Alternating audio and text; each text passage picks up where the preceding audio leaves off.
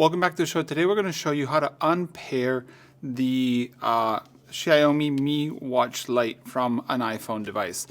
This is very helpful when you sometimes are having connectivity issues and you can't seem to find or want to reconnect a new time, or you've reset the watch or something like that and it's not working.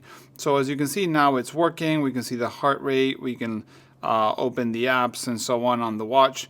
And if we open the Xiaomi Wear Lite, which is the app to connect them, you can see that the watch is here. It says 97% battery and so on, which is the actual state of this watch. You can see the watch faces and so on. We can even change them so you can see that they will apply, and now the watch face has changed.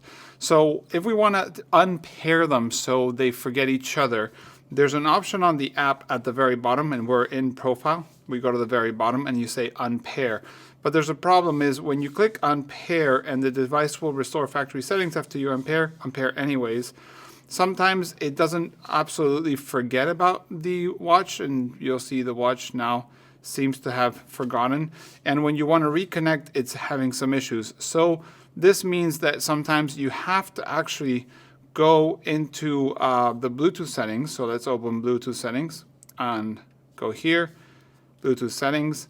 We have to forget the watch. You see how it's here? This, just in case, click the information, forget this device, and forget.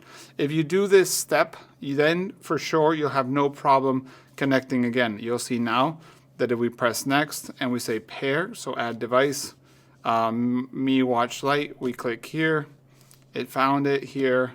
We say agree. It's going to make sure that it's all together. Pair. And it's going to ask you on the watch, agree, allow. And now it's working. So that's basically how you successfully unpair and next. Okay.